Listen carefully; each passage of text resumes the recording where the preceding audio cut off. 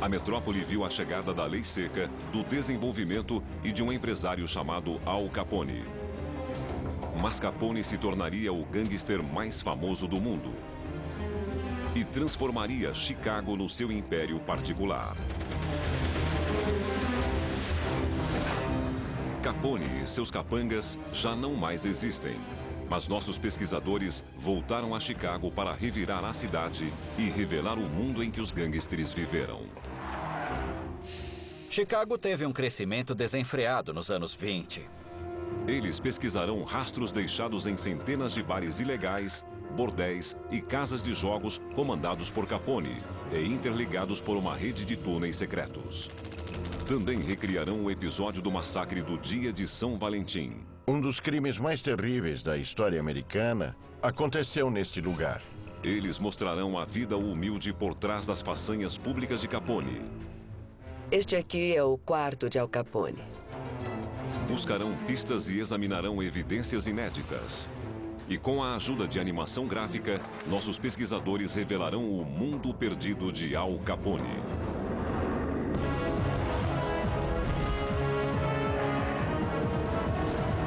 Mundos Perdidos, a super cidade secreta de Al Capone. Nossos pesquisadores estão em Chicago. A professora de História, Viola Saridax, quer saber como era a cidade em que ela vive hoje, na época do controle de Al Capone. É como se ele dissesse à população: eu estou aqui, o que vocês vão fazer? Josh Dortzbach é engenheiro estrutural. Dá para ver a coluna do prédio, a armação de aço que suporta a estrutura. Josh pretende usar seus conhecimentos para entender as transformações de Chicago durante a era Capone. Em 1920, com a instituição da Lei Seca, a América mudou.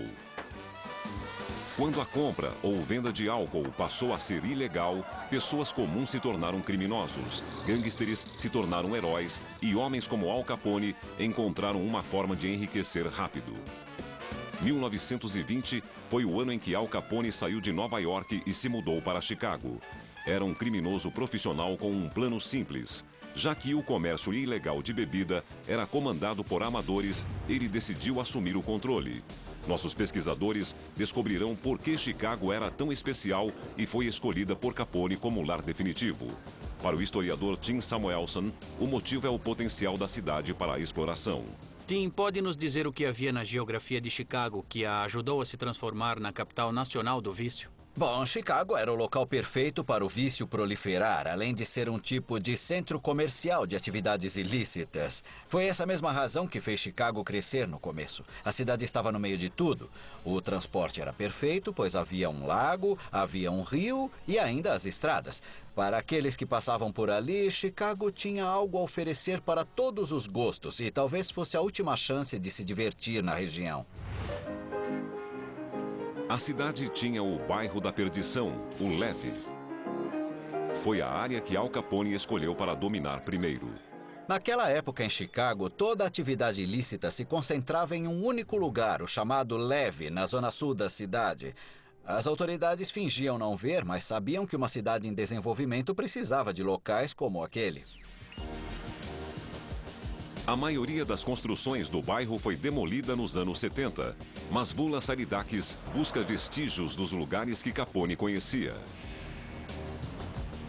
Com a ajuda de mapas, fotos e documentos da época, ela pretende encontrar a localização exata.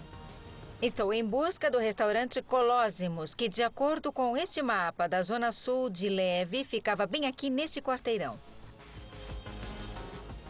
218... 2120 e o nosso endereço é 2122, então devia ser bem aqui, onde hoje existe um estacionamento. O que hoje é um terreno, ontem era o restaurante em que Capone fechou seus primeiros negócios. No início, ele fornecia bebida ilegal e oferecia proteção da máfia. Capone tinha o controle do álcool, o que lhe dava controle dos bares.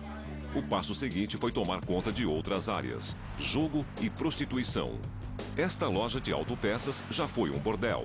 Trata-se de uma das últimas construções que restaram do bairro da Perdição dos anos 20. Documentos comprovam que o antigo nome era Hotel Cullerton. Surgido durante negociações no restaurante Colossimos, o Cullerton encobertava uma das atividades mais eficientes para ganhar dinheiro. Vula decide entrar. Se olharmos com cuidado para o chão, vamos ver essas barras. Existem divisões bem aqui embaixo e existem também mais algumas barras no teto, que possivelmente eram as divisórias dos quartos deste hotel. Os quartos eram bem pequenos e provavelmente era um estabelecimento que o cliente pagava por hora. O nome de Capone não constava das escrituras do hotel, mas ele certamente controlava as prostitutas do local.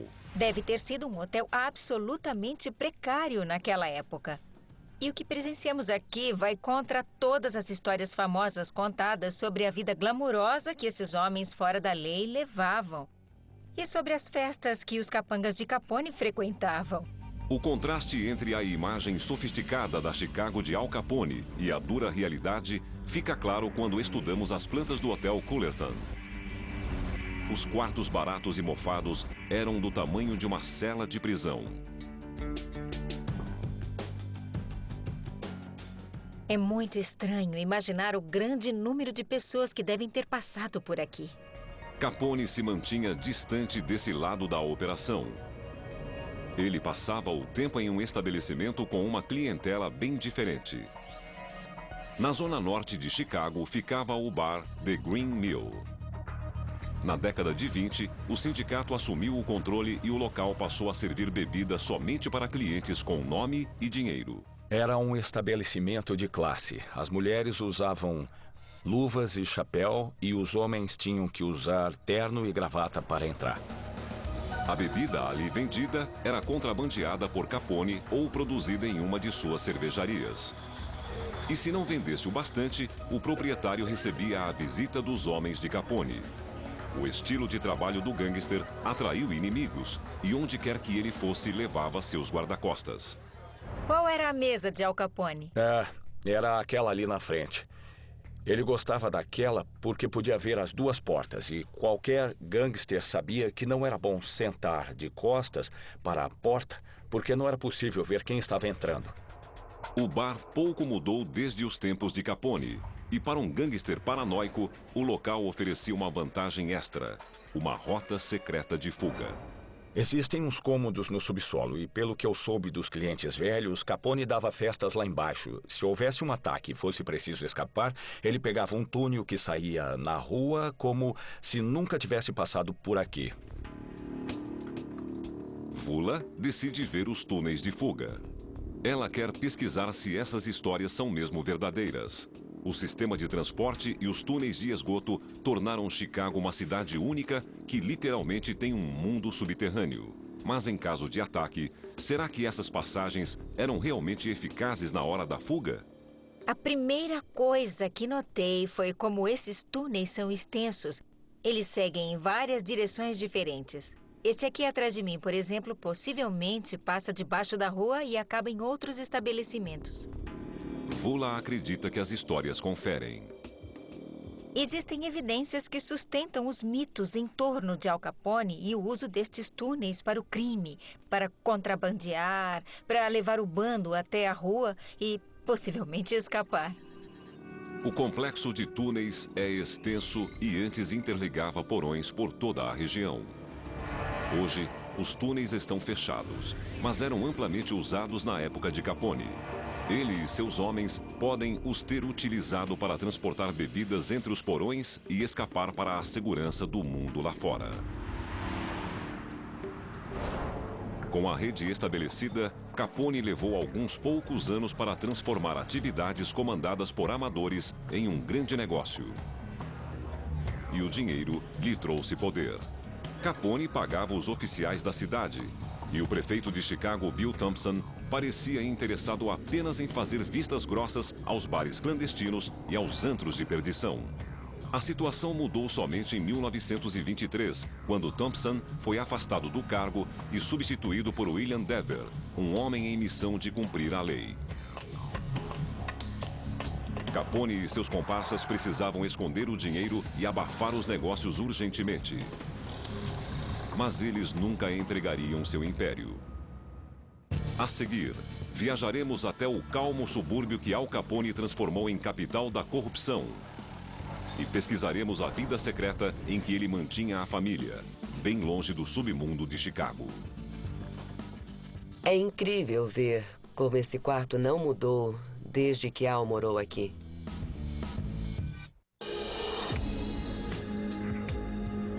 Nossos pesquisadores estão em Chicago tentando refazer como era a cidade na época de Al Capone.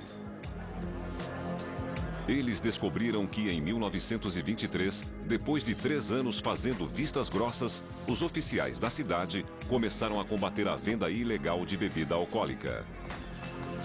Capone sabia que a batalha não seria fácil. Então, ele decidiu levar a família para longe do submundo. Documentos mostram que ele comprou uma casa modesta na zona sul da cidade por $5.500. A escritura foi feita no nome da esposa e ali, Al instalou a família. Vula conheceu a casa com a sobrinha neta de Capone, Deirdre. Ela concordou em falar pela primeira vez sobre os anos em que morou com o tio Al. Ah, minha nossa.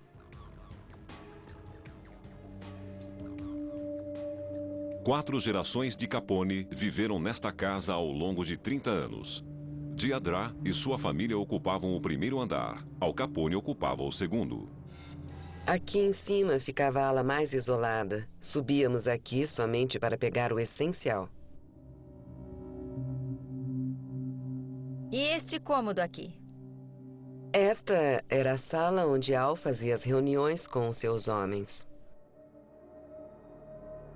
Você sabe se alguma coisa interessante já aconteceu aqui? Aconteceu sim. Quando ficavam aqui com a porta fechada, com certeza algo aconteceria logo em seguida. Até mesmo a velha despensa guarda segredos. Fale um pouco sobre este cômodo. Este cômodo estava sempre trancado e quando minha avó me trazia até aqui e abria a porta, havia muito queijo e linguiça pendurados pelas paredes, além de maços com milhares de dólares. E onde ficava esse dinheiro? Na prateleira. Solto na prateleira? Solto na prateleira, é. Capone era um homem rico. Mas, ao recriar a planta desta casa de 5 cômodos, é possível ver como sua vida caseira era modesta. Os encontros com os comparsas aconteciam em uma pequena sala azul. O quarto de Capone não era muito maior. Este era o quarto de Al Capone. Um quarto pequeno para um homem tão poderoso. E quais são suas lembranças de Al? Eu tenho muitas recordações. Ele me ensinou a cantar. Ele me ensinou a tocar bandolim. E eu brincava no colo dele. Ele era a minha família. Era toda a família que eu tinha. Sentia-me segura aqui. O tio Al era um bom homem de família. Para Deirdre, Capone era um homem dedicado à família, mas havia um lado negro que não era segredo. Vula descobriu que, além da casa no sul de Chicago, Capone também comprou um apartamento do outro lado da cidade. Um local para encontros com suas amantes, um local para relaxar. É a única construção que permanece de pé ainda hoje em Cícero e que pertence a Al Capone. E vamos entrar para conferir. Capone era um conquistador e a sífilis, por fim, acabou o matando. Suas festas particulares eram regadas a álcool e cocaína e aconteciam neste apartamento. O quarto era assim antigamente e continua o mesmo hoje. E há muitos espelhos nos cantos e outro ali na porta. É, muito sugestivo. Os móveis e as peças são os mesmos da época em que Al Capone frequentava a casa. Ao entrar e conhecer de perto o apartamento, fica bastante evidente que este era um santuário particular em Cícero, onde ele dava muitas festas, consumia drogas e trazia as amantes. Mas em 1923, o mundo de Capone virou de cabeça para baixo. A eleição de William Dever para prefeito significou o cumprimento severo da lei seca em Chicago, levando Capone e seus negócios para os subúrbios. Capone escolheu a região em que ele mantinha seu apartamento particular, Cícero, a 8 quilômetros do centro da cidade. Vula refaz os passos do gangster. Estou aqui em Cícero. A diferença do centro de Chicago é enorme.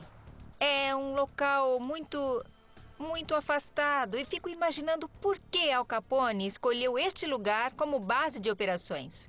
Talvez a razão seja que ele poderia facilmente exercer seu poder em uma área remota como esta. Antes da chegada de Capone, Cícero não era muito diferente de hoje. Um bairro calmo e comum. Mas logo se transformaria em um dos maiores locais de jogatina fora de Atlantic City. Segundo John Rusick, Capone escolheu Cícero porque sabia que as autoridades eram corruptas.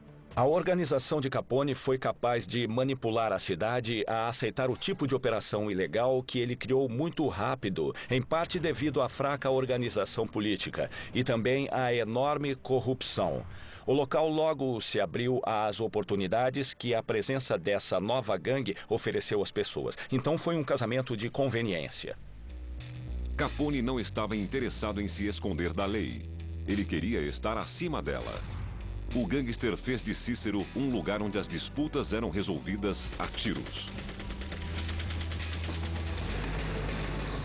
Nas eleições locais de 1924, os homens de Capone mostraram seu estilo de fazer campanha. Durante a época de eleição, a organização de Capone saía às ruas para intimidar os eleitores com surras e ameaças.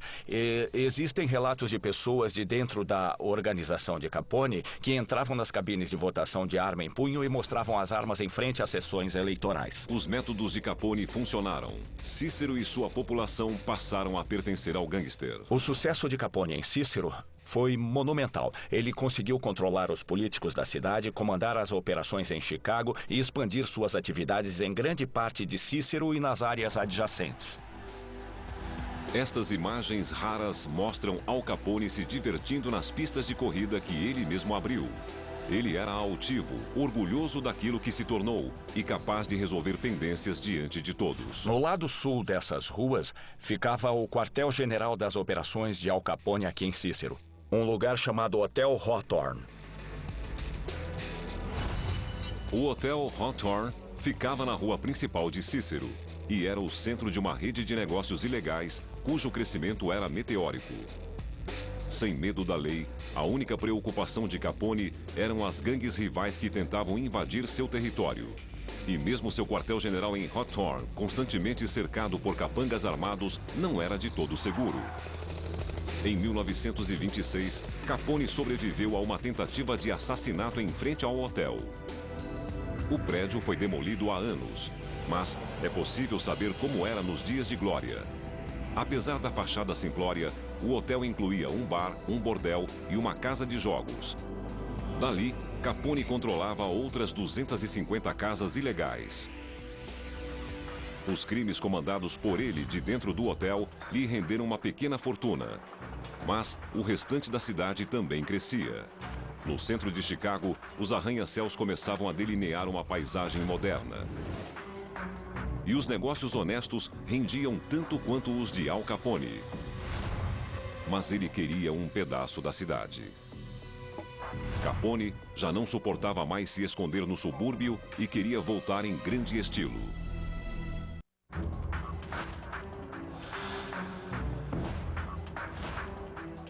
Nossos pesquisadores estão em Chicago. Eles descobriram como Al Capone transformou um pacato subúrbio em região comandada pelo crime. Agora, eles seguem para o centro para descobrir o que Al Capone fez com o dinheiro que ganhou em Cícero. A intenção do gangster era voltar para o centro da ação. Na década de 20, o dinheiro brotava em Chicago. As grandes empresas faziam fila para se instalar na cidade. Um metro quadrado valia ouro. Chicago tinha uma área central muito pequena, era cercada pelo lago e pelo rio e o único lugar que podia crescer era para cima. O pessoal da construção civil contratava arquitetos e engenheiros para fazer parte da Revolução Industrial e ajudar a criar modernos arranha-céus. A prosperidade criou oportunidades de transformar radicalmente o cenário. E o arranha-céu passou a ser símbolo de sucesso. Quanto mais altos os prédios, mais Al Capone queria reivindicar seu lugar de volta no centro de Chicago. O engenheiro Josh Dortzbach analisou um dos prédios da era Capone.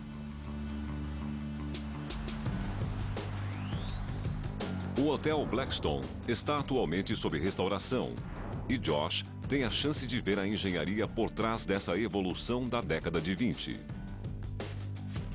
Ele também entende os problemas que os construtores enfrentaram. Durante anos, os engenheiros de Chicago tiveram que lidar com isto aqui. Um solo pantanoso e muito difícil de construir em cima. Chicago fica sobre um solo argiloso, regado pela água do Lago Michigan e do Rio Chicago. Era preciso encontrar uma maneira de construir os alicerces no terreno pantanoso. Os engenheiros aplicaram um método chamado caixão. Caixão é basicamente um cilindro comprido que se encaixa no solo rochoso e é feito de concreto puro. É um método para transferir o peso da construção para o material subterrâneo ou o leito rochoso de calcário. O caixão foi essencial na construção deste prédio, bem como de todos os outros arranha-céus construídos desde os tempos de Al Capone. Para construir no subterrâneo, os engenheiros cavavam 30 metros de profundidade. Hastes eram preenchidas com concreto para garantir que o alicerce ficasse firme no leito rochoso. Neste único prédio, 33 caixões foram construídos para garantir o máximo de estabilidade. Depois de estudar os alicerces, Josh descobriu outra técnica que levou os construtores a alcançar alturas inimagináveis. Subi até o 6º andar deste prédio para entender como foi construído. E posso ver a coluna do prédio, a armação de aço que suporta a estrutura. O peso vertical que esta armação sustenta deve ser enorme. E é interessante examinar a estrutura, porque dá para ver as conexões rebitadas que unem as partes. A estrutura de aço permitiu ao engenheiro dos anos 20 construir prédios cada vez mais altos sem exceder no peso.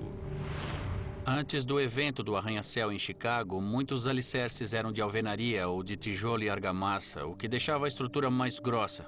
Mas quando o uso da estrutura de metal foi difundido, ficou mais fácil substituir o tijolo e a argamassa e usar apenas o esqueleto de aço exposto. Havia apenas um ponto negativo nessas estruturas mais leves e mais altas: a vulnerabilidade a ventos fortes. Tivemos que lidar com o problema do aumento da força do vento contra a construção. Foi preciso criar uma nova estrutura e a proteção contra o vento era uma barra de aço que também suportava as paredes do prédio. A estrutura era moldada em um padrão triangular como este aqui, para baixo e para cima da barra. Isso permitia que a construção tivesse estabilidade contra a força do vento.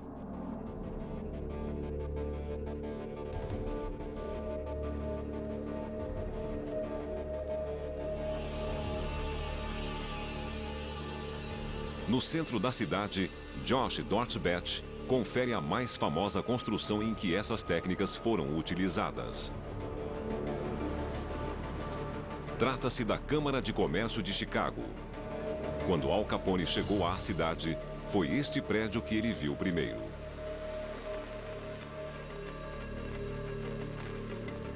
O prédio foi concebido para ser o mais alto fora da cidade de Nova York. A Câmara de Comércio era o símbolo da nova elite comercial de Chicago e de homens que ostentavam riqueza e sucesso construindo prédios monumentais. Em contraste, Capone e seus comparsas eram obrigados a ser discretos devido à natureza de suas atividades. Josh quer saber mais sobre a construção da Câmara. Aplicando as descobertas feitas no Hotel Blackstone e nas plantas originais da própria Câmara de Comércio, Josh entendeu como um arranha-céu era construído mais de 75 anos atrás. Eu encontrei uma cópia da planta estrutural original. Dá para ver com bastante clareza como cada seção da construção se encaixa à estrutura. Primeiro, o caixão segura as fundações no leito rochoso. Em seguida, a estrutura de aço é construída. Com detalhes de calcário, este prédio de 43 andares tem 180 metros de altura.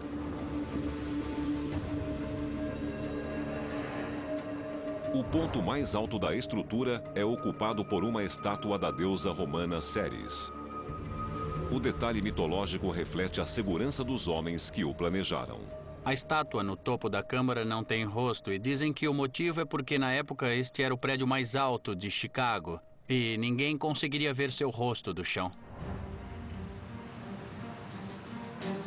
Concluída em 1929, a Câmara de Comércio permanece no coração da cidade. Foi o prédio mais alto de Chicago até 1965, quando a deusa sem rosto pela primeira vez foi vista de cima pelos ocupantes dos prédios vizinhos mais altos. Foi na época da construção da Câmara de Comércio que Al Capone planejou seu retorno ao centro de Chicago. Em 1928, ele pagou $25 mil para garantir que um prefeito simpatizante fosse eleito. O gangster voltaria para a região central para liderar sem se esconder e com estilo. A 22 quarteirões ao sul do centro ficava o Metropole, hotel em que Capone montou seu quartel-general, utilizando 50 suítes.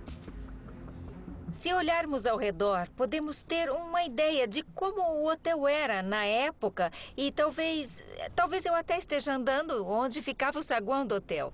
Mas olhando do outro lado da rua, é possível ver alguns prédios que já deviam estar aqui nos anos 20. Este prédio de 6 andares era o centro das operações de Al Capone. O saguão sempre estava cheio de gente querendo fazer negócios. Fabricantes de bebidas e prostitutas entravam e saíam, e 24 horas. Era assim que o Hotel Metropole parecia quando Capone o controlava na década de 20. Em 1928, Capone já alugava quase todos os quartos. As 2 suítes contíguas do 4º andar eram exclusivamente dele. Uma vez hospedado tão próximo do centro de Chicago, Capone decidiu parar de se esconder. O hotel ficava em uma região visivelmente desimpedida e todos sabiam que ele estava aqui. Foi um ato realmente muito corajoso se mudar para esta região, porque era como se ele dissesse à população: eu estou aqui, o que é que vocês vão fazer? As autoridades locais toleravam Capone, contanto que suas atividades criminosas fossem feitas às escondidas. Mas, por fim, a violência da gangue se espalhou pelo centro da cidade. A seguir, nossos pesquisadores visitarão o local de um dos mais famosos crimes já cometidos. Eles examinarão uma peça da engenharia que ajudou a criar o mito de Al Capone em Chicago, a submetralhadora Tommy.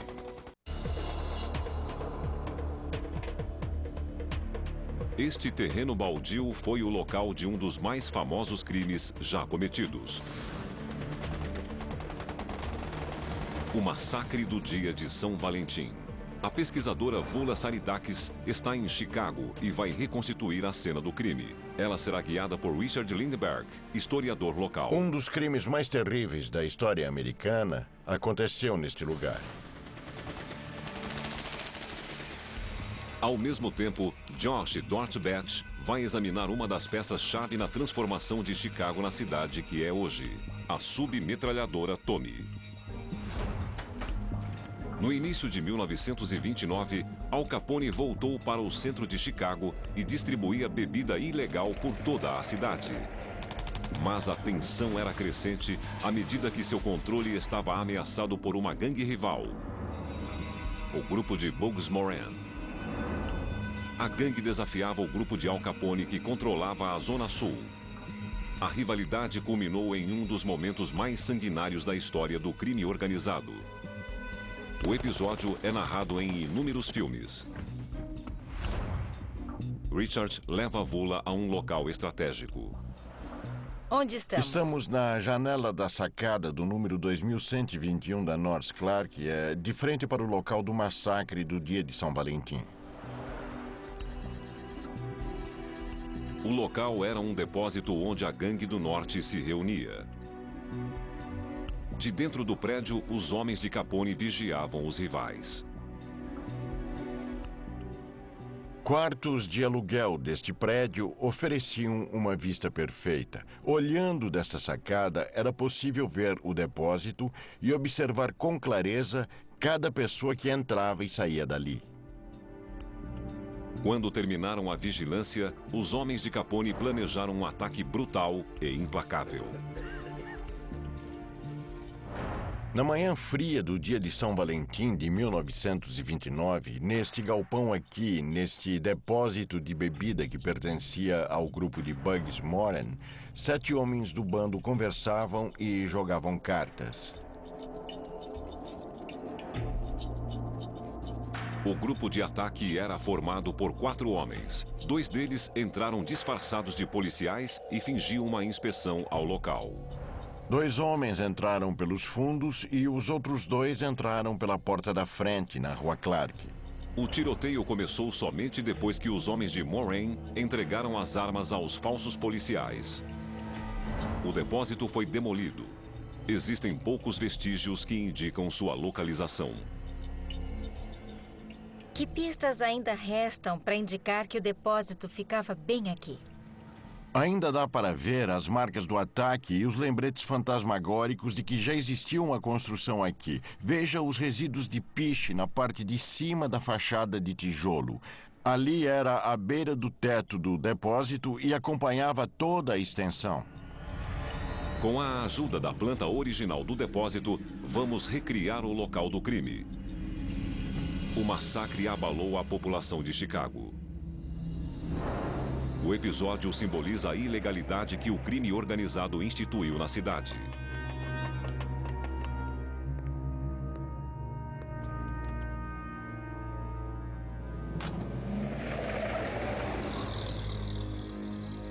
A atrocidade foi cometida com a arma que era a marca registrada de Capone, a submetralhadora Tommy. Lançada em 1920, era tão comum ouvi-la que foi apelidada de máquina de escrever de Chicago.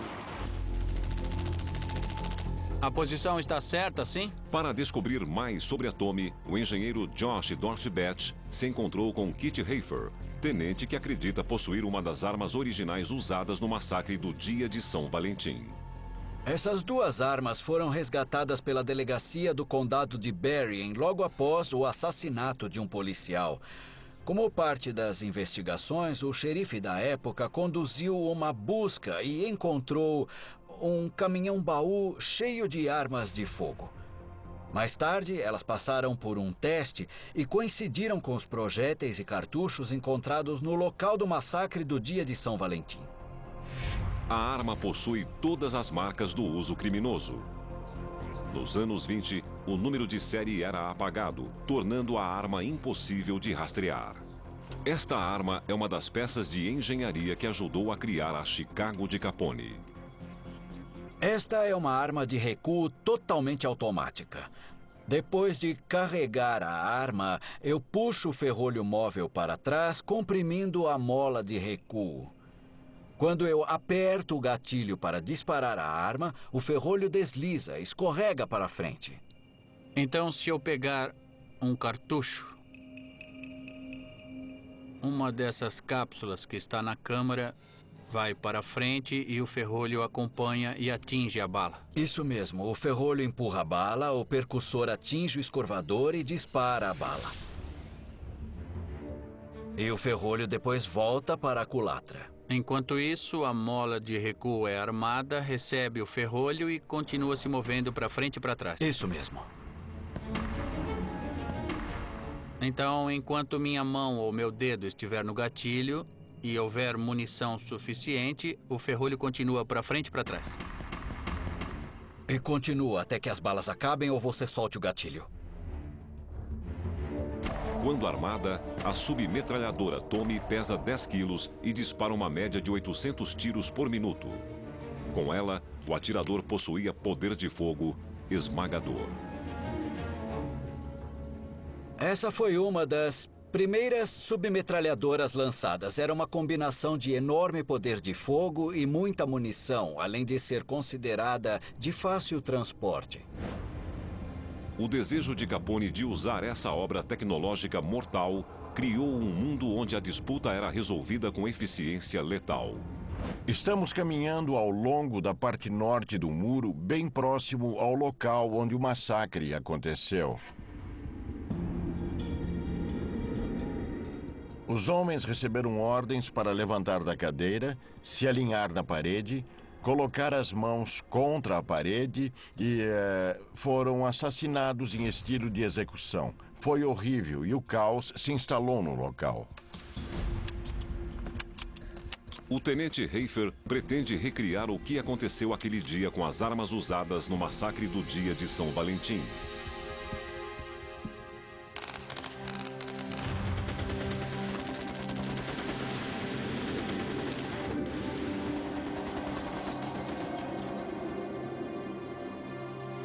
Os dois policiais dispararam 90 tiros, o mesmo número de balas que provavelmente foram disparadas no massacre. É fácil entender os danos que os tiros teriam causado em um corpo humano. Incrível. Olha o estrago que essa arma provoca. Penso nos 7 homens encostados na parede. Foi quase a queima-roupa. Isso é terrível. Capone escapou da justiça porque sua participação no crime nunca foi provada. Mas o que ele não levou em conta foi que a brutalidade do crime aterrorizaria Chicago e o restante da nação. As autoridades sentiram o dever de acabar com as gangues.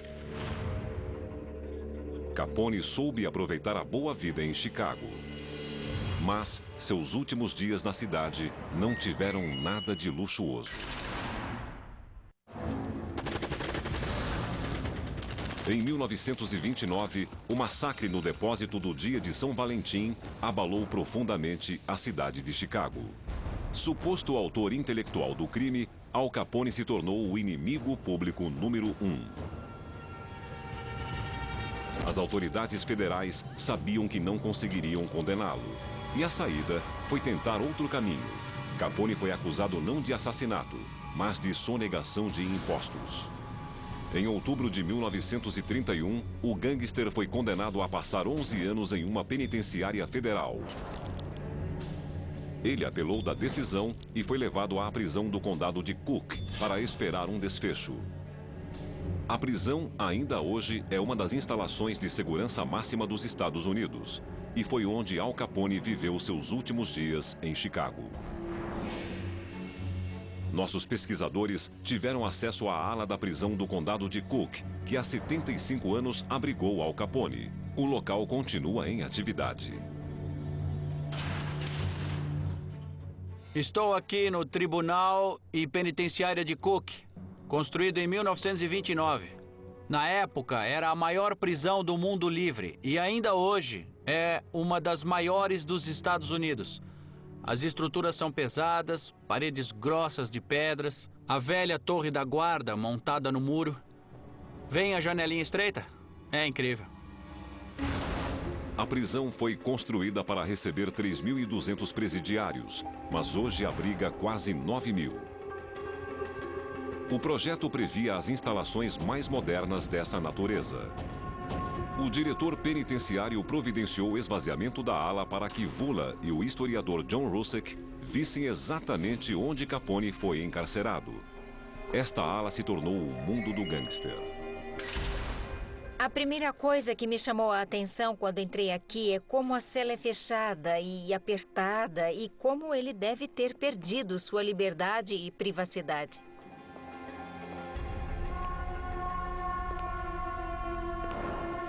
Capone vivia sob a constante vigilância de guardas que patrulhavam os corredores dos dois lados da minúscula cela. pouco mudou desde aquela época.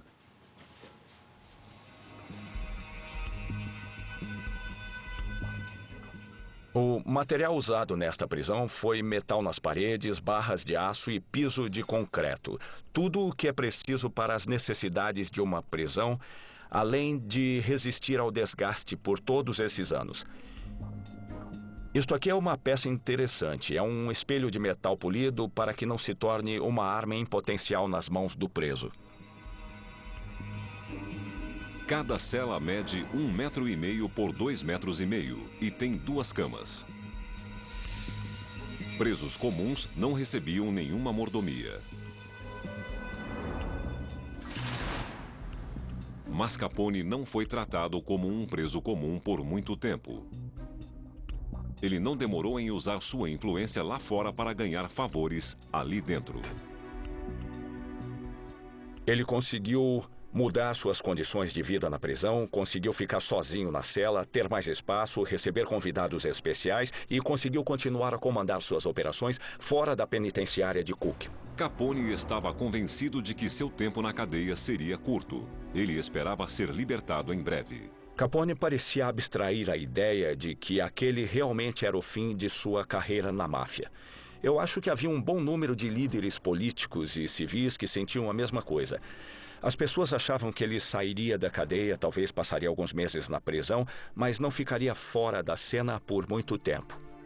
Depois de 6 meses da penitenciária de Cook, Capone passou 7 anos em uma série de penitenciárias diferentes. Conforme ando pela cadeia e passo por estas celas minúsculas e por este corredor estreito, penso com espanto no fato de que este foi o último lugar onde Al Capone viveu antes de sair da cidade de Chicago. E quando ele saiu daqui, ele era apenas mais um preso, mais um número. Capone dominou Chicago e todo o seu império se resumiu a isso.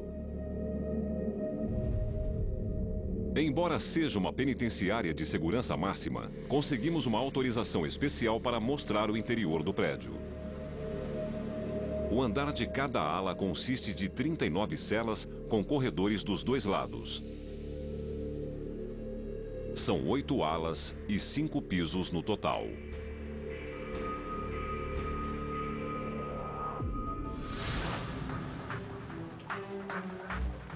Capone saiu da prisão em 1932 e foi levado de trem para fora de Chicago. Seu poder sobre a cidade havia chegado ao fim. No ano seguinte, a lei seca foi banida, acabando com a farra das gangues, cuja atividade era contrabandear bebida. A visita seguinte de Al Capone a Chicago seria em um caixão. Em 1939, ele saiu de Alcatraz com a saúde física e mental bastante debilitada e morreu na Flórida 8 anos depois. A causa-mortes foi um ataque cardíaco provocado pela sífilis. Ele tinha apenas 48 anos. Capone viveu em Chicago por somente 12 anos, mas foram tempos de grandes mudanças. Enquanto ele levava álcool, sexo e violência para a cidade, os negócios honestos levaram prosperidade e construção em grande escala, o que resultou em uma cidade repleta de arranha-céus. Esta era a paisagem da era Capone. E embora fossem pequenas, perto dos prédios construídos desde então, foram as técnicas desenvolvidas na década de 20 que criaram a cidade que hoje conhecemos. Uma cidade que ainda revela vestígios do mundo perdido de Al Capone em túneis esquecidos, terrenos baldios, quartos precários de hotéis e uma imensa prisão onde seu reinado de sangue e balas chegou ao final.